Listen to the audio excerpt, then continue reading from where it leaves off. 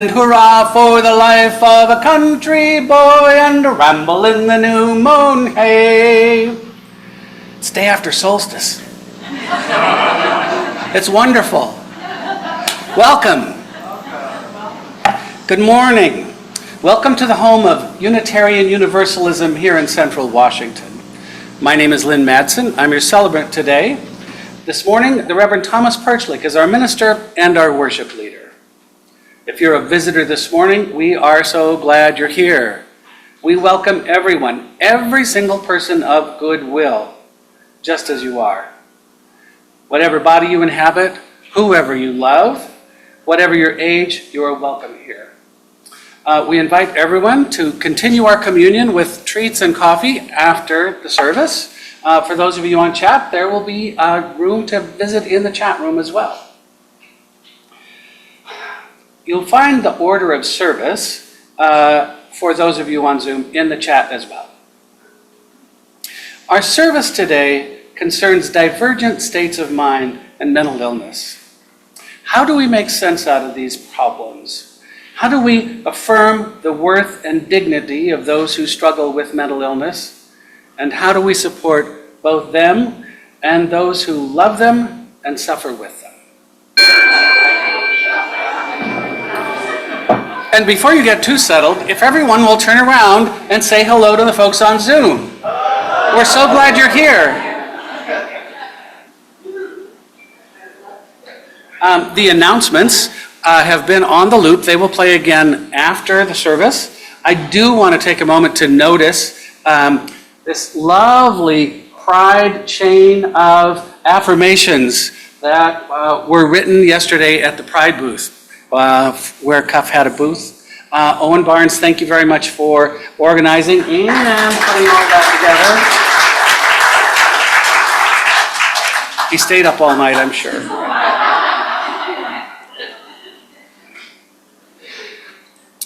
Our fellowship is located on the ancestral homeland of the Pesquosa.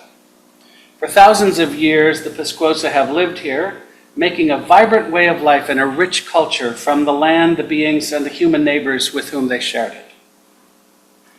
One of the great tragedies of the colonization of the New World is the destruction and fragmentation of the cultures of the indigenous peoples.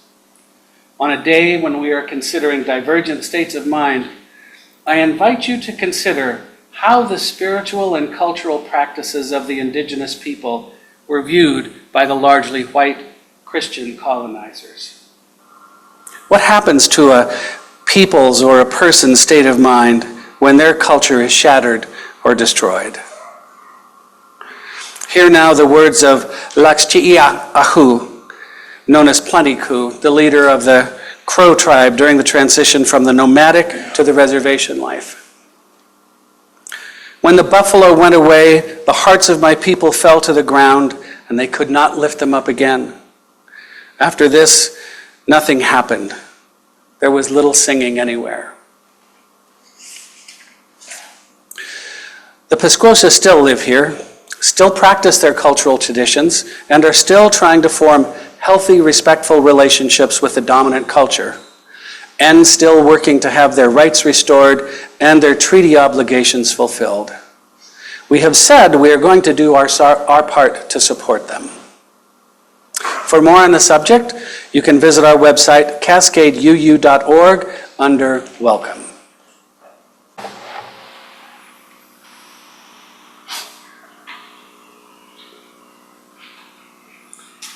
I call into this place an awareness of the spirit of love, the feeling in each of us that overlaps with the feelings of others, that overlaps with the feelings of animals and birds, that is part of the creation of which we are born. May that spirit of love arise in our worship. May we feel it moving between us. May it make this service of worship one of great joy and celebration. Amen.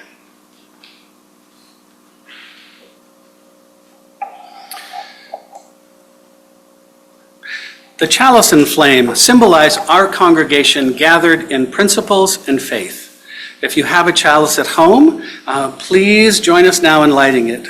Here in the sanctuary, we will join in unison to say the words on the screen and in your order of service and the chat. We light our chalice to honor our connections and also the uniqueness that lives within each. Meeting as members of a spiritual community, we covenant to engage with each other in kindness, courage, and love. We light this chalice, a symbol of our gathered community, covenant, and faith. And now, if those of you on the aisle will rise, we will sing Claudia and Natalie to their class. I don't think we have any other kids today.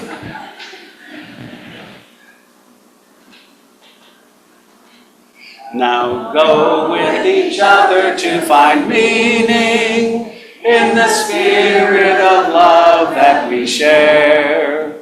Now go with each other to find meaning in the spirit of love that we share.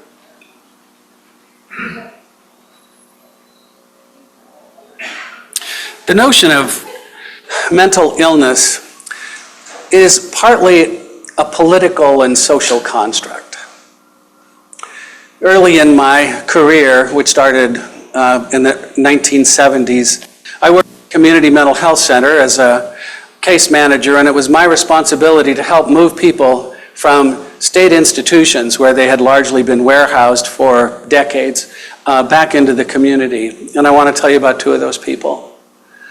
One of them was a man named Leo, and he was in his 60s when I met him. He'd been in institutions practically his entire life. What I discovered about Leo was that he had been sent to the state facility for what was called the mentally retarded as a boy. It was later discovered that he had been raised in an entirely Lithuanian-speaking community, and he had a speech impediment. He was transferred from there to Warm Springs, the state facility for the mentally ill. I was never able to determine they had any sign of what I would consider to be psychiatric illness. Another person was Ellen.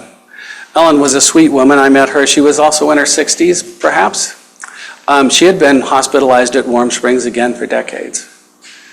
And what we discovered about her, the best that we could figure out was that she was partially deaf and had been sent to Warm Springs by her family when she was in menopause.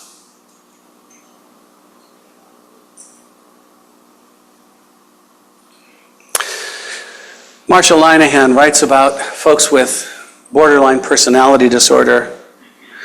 People with borderline personality disorder are like people with third-degree burns over 90% of their bodies.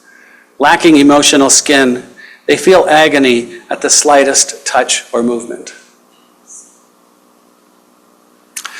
From Kay Redfield Jameson, who wrote An Unquiet Mind about her experience with bipolar disorder.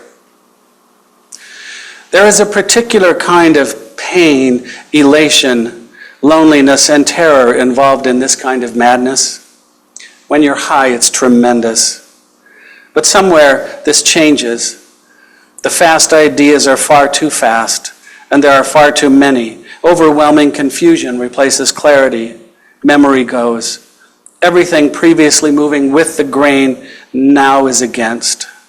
You are irritable, angry, frightened, uncontrollable, and enmeshed totally in the blackest caves of the mind.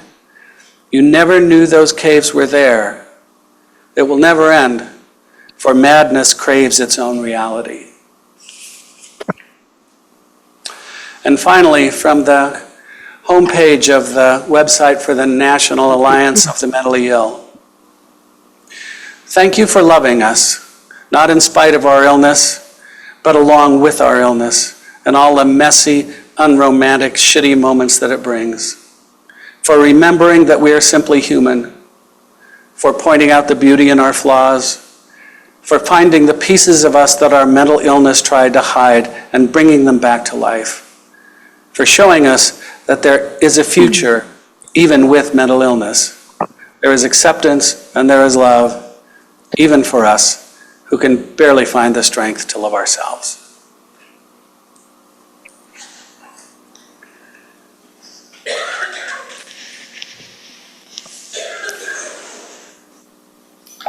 Now is the time in our worship when we affirm community, weave community by sharing, honoring, remembering.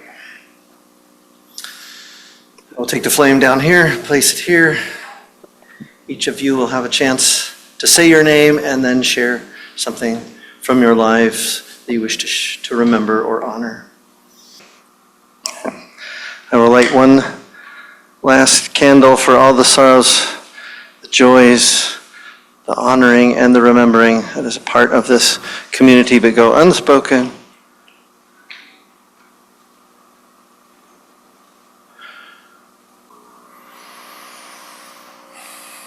Something that I did not share during honoring and remembering is that my granddaughters, my twin granddaughters, Olive and Hazel, just completed preschool and they had a graduation. I think of them less as twins, as sisters who just happened to be born on the same day from the same womb. They're very different from one another. Their preschool had this graduation ceremony, and before they had them walk in robes and caps, they asked them all, "What will you be in the future?" And apparently my daughter said that one of the little boys said, "I'm going to be 5.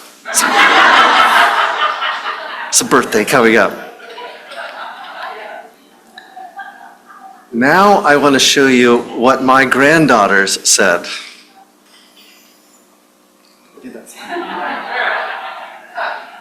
Yeah.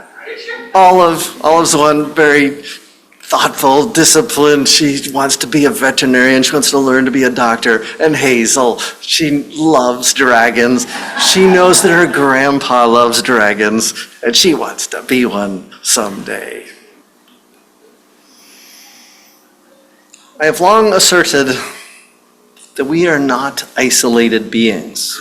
We all have an individual brain, we all have our own unique nervous system and network of neurochemical pathways, but none of these things exist in utter isolation. And the mind that dwells within them is not separated from all else. Our little ego minds hold to the idea of independence. We use our skulls and our inner thoughts and our unique memories and our habits as evidence of our complete independence, our individuality. And our UU tradition has always honored this understanding. Part of our way of religion is to affirm individual freedom, exploration in religious thought, to own our own beliefs and follow them as best we can. Yet at the same time, we also affirm justice and equity and compassion in human relationships. We assert that all of us are part of communities and ecosystems and environments, and all of these things shape who and what we are, must shape who and what we are. We are not only connected and interconnected, but our health, our mental wholeness and well-being depend upon a healthy and inclusive community. Some religions hungry for this sense of connection in community create systems of enforced unanimity, saying it's good for everyone.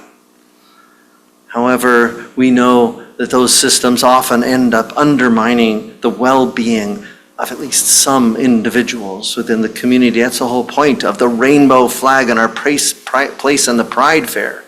I learned a new phrase, Spanish phrase yesterday. I had never had a conversation about gay people in Spanish. And yesterday someone said to me, "Feliz Dia del Orgullo." And I said, what? Because I'd always thought of pride as just a feeling that one has. And he was talking about this day of pride, happy day of pride. I was thinking about pride and what it meant to have it go across cultures and around the world, and especially trans, intersex, non-binary lives that have been declared, people who have been declared of having an illness in order to be who they are. Yet we have seen over and over how people grow and bloom and give more back to society when they are no longer shamed for being who they are or what they are, but to live with that and integrate that into the lives around them. Well, holy, full of love. We seek to embody that well-being that's created by the unbounded, beloved community of which our congregation is one significant part. Of course, diversity brings about its difficulties. Different minds can contrast with each other, conflict with each other. We see this now in the people who just very naturally have ultra-conservative ideas and the people who very naturally have very liberal, progressive ideas not being able to understand each other or hear each other at all in this country. A key feature of the beloved community is the people, all the people actively welcome everyone else, no matter how divergent their states of mind. Community draws each person towards a wholeness, a sense of well-being that overarches all differences. Of course, we fall short of this community often, as Lynn noted today. Just being someone who had learned a foreign language, isolated socially by a slight disorder, caused them to be treated as a criminal or as an outsider or someone terribly broken. Misdiagnoses have happened often. When I lived in St. Louis, the big city of St. Louis, Missouri, I knew a black man who had been a very great song leader in his Christian church. But his life began to fall apart because he became more and more anxious. Every day, little things became big things, dragging him down, getting in his way, stumbling over them. He had to find a way. He lost his job. And then he had to find a way to get some treatment. His pastor was trying to help ways to get him treatment. And we had to find ways to fund that. We finally got him into treatment. And in therapy, just talk therapy, he began to realize that there were things about his own brain and mind that were highly anxious, and there was medication that could relieve some of that. But he also began to understand clearly that living in a violently racist city was really stressful. It was natural for him to be anxious, living in a neighborhood where even the young black men were dangers. There was another guy, we were in a circle, and this one man said, "Man," this young guy in his 20s, he said, "When you're a black boy, everyone hates you, even the black boys." I don't know if any of you know Teddy Swims. He's a recently rising popular singer and entertainer, and he just came out with an album. The album is titled, "I've Tried Everything But Therapy." In an interview about his album, he said, "The title itself was kind of a promise to myself that I would go to therapy when the album comes out." He had not done that by the time of this interview. I think it's something that everyone can benefit, especially me. But there's something about me, maybe it's a generational mindset, like, I'm not crazy, I don't need that. Or maybe it's answers to questions I don't really want to ask that I'm going to get. I like my coping mechanisms. I know how I am and who I am when I do cope. So there's a part of me that's afraid I'll have to change. But I made a promise to myself. It's also me being honest and open to you and to everyone else that I'm like, I need help. That's okay. And that's a liberating and equally terrifying thing. I could relate to his thoughts. I understood what he was saying. Of course, people resist therapy for all sorts of reasons. As I said, it can be very expensive if your insurance doesn't cover it. A key problem, though, with the label mentally ill and that you're supposed to treat your mental illnesses is that it implies that it's something can be fixed. That all divergences in minds can be healed, gotten rid of. But that's not how it works, how the mind works. People resist treatment for many reasons, but some mental states are just not that simple. They're interwoven into relationships, into the structure of the brain. We can't change those very easily. Just as some viruses are more difficult to treat than others, more deadly than others, some mind-body states resist treatment more than others. You may know that my field education was the last thing I had to do before getting out of seminary. We did several of these. I worked in hospice and did an internship in a congregation.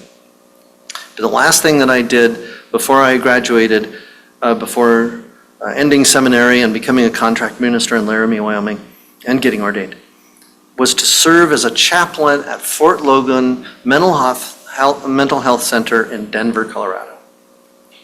A great thing they did there was that they treated the chaplains as essential members of the coordinated care team rather than weirdo outsiders with bad ideas.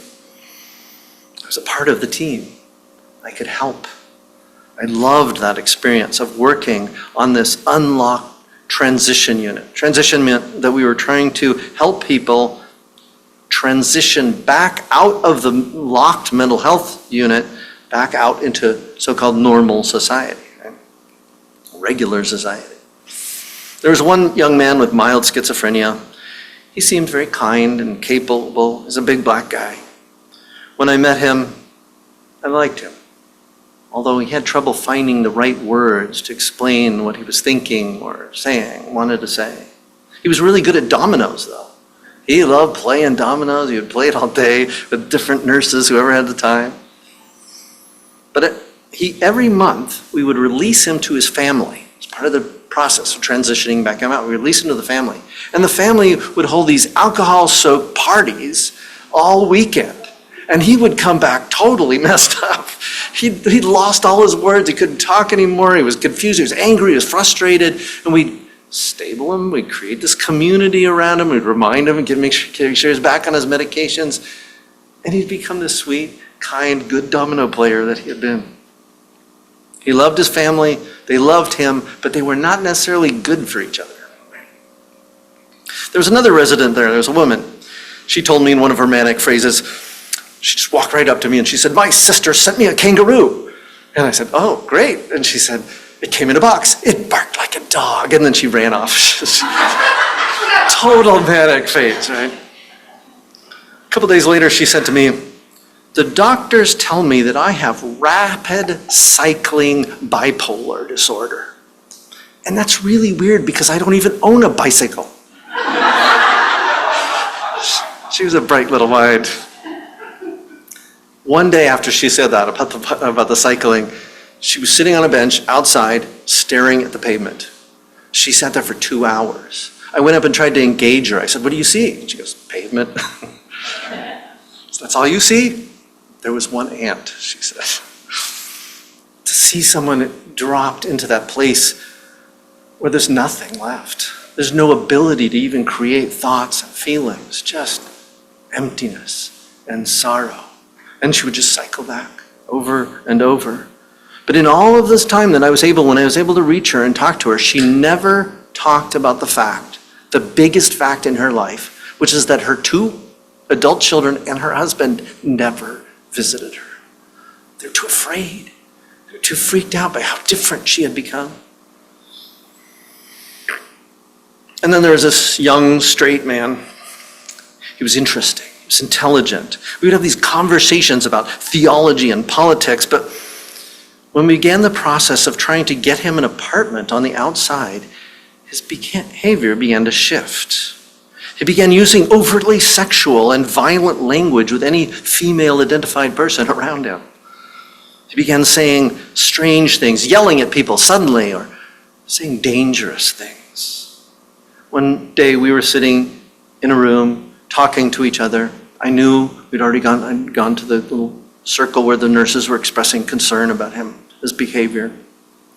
We were having a conversation, politics or something, and he just looked at me and he said, "You know, I could kill you right now. I could strangle the life out of you."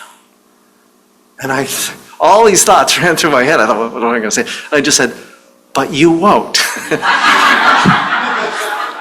He could have smiled slyly. And he said, "But I could." And I said, "But you won't." And then after the conversation, he got nervous and realized that he wanted to go be somewhere else. And A few days later, we transitioned him back onto the locked unit. And I went to visit him. And he actually seemed rather calm and centered and happy. Because there we created an environment, a structure, a set of relationships that accepted him and affirmed him and empowered him and ennobled him. And his fear of going back out into the world was that was going to vanish. And his subconscious was screaming in fear. And all of these people, the community around them, their sense of place in that community changed who they were and how they acted. Do we find that power? Can we do that consistently over and over again? Title of the sermon, Divergent States of Mind, and rises apart from my desire to undermine that simplistic idea that people are either healthy or ill. I should point out, of course, that the sermon began last fall when we had a service auction, and that Tom Rowe got the opportunity to choose the topic of the sermon. He said, I want you to talk about mental illness. He noted that everybody talks about mental health, and how can we be mentally healthy, and but what do we do with mental illness? What does it mean that it exists? How do we live with it? The title today also bows to the DSM, the Diagnostic and Statistical Manual of Mental Disorders, which was first created in 1952 and was woefully inadequate. And now it's in the vastly expanded and refined fifth edition. It's still a source of controversy. It's the primary book, however, the guide and resource for all persons working to diagnose and treat people who are troubled in mind. We UUs, of course, seek to incorporate the latest science into our understanding of the world, and this is a key part of our mission, to seek and unveil the truth, constantly being revealed. As I said in my dinosaur service, constantly the truth is being revealed and evolving in our minds and in our communities. However, science alone does not ever determine values, what we value. Value can be an input into a formula about what we should do, but we have to think about those values and where they come from, and we have to choose what is going to be of highest value. I was thrilled when the Supreme Court of the United States declared that the Second Amendment did not give people who have shown a willingness to be violent to their families to own weapons. They took guns out of the hands of domestic abuse perpetrators. That's a choice that we make. Understanding the diversity of human minds, we understand that doesn't mean everyone should be carrying around guns. We understand we need to create a community that protects people too. To work, to create the beloved community is not easy. Last week our National Assembly met, General Assembly, and I've been still today, they're doing some of that work. Went and visited online. It's quite frustrating because I was trying to do it. And next year, I think I'm going to set aside the entire week so I can go listen much more intently and take notes and engage. But there was someone had proposed that we add the word peace to a part of the new statement of our values. Or a whole nother petal to the flower, it was peace. And there was this interesting discussion about, well, what do you mean by peace? And what is it? And for some people, peace invoked pacifism. And it seemed like pacifism had its dangers. And it was an idealistic, and people are talking about just becoming passive and accepting things like the violence against the Ukrainians passively, which means you just basically let go of them and let them die, right? Or let them lose their country. And we were talking about those kinds of things. We were talking about what does it mean to be peaceful in a community. There was someone who actually had the word used against her because she was angry at the lack of cultural diversity and racial acceptance. She was really frustrated with her congregation, and someone said that she was disrupting the peace of the congregation. So she didn't want that word used against her anymore. does it mean to be peaceful with one another? What does it mean to affirm and love one another? The details are difficult. Always the devil in the details. To create safe, loving, affirming communities that declare the evils in the world and yet call people back together is hard work.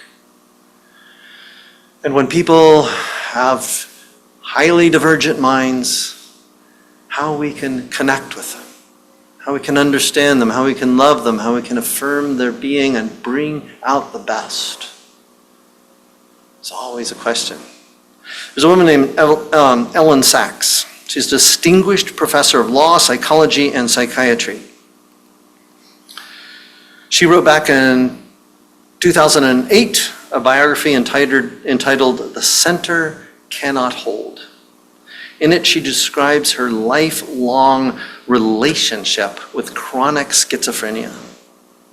She shares very frankly the paranoia, the inability to tell imaginary fears from real ones, the voices in her head telling her to kill herself, to harm others, or to be afraid, very afraid of those who are going to kill her.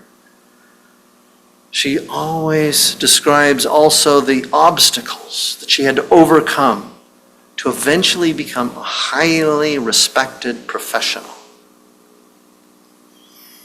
And perhaps the thing that helped her the most were the people who were able to, she tells the stories of where she was taken into a hospital, chained to a table, and given medicine without any permission or any understanding from her own self.